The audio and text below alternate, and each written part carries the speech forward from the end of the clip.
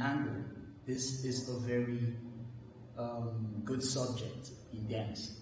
A line and an angle. So before we go into line and angles, we first need to understand what's a line and what's an angle. So by Google definition, a line is a straight figure that extends in both directions. It has no curvature. So this is a line. A line is a straight figure and it extends in both directions. It has no curvature. It has no curvature, no form of curvature. So it's straight.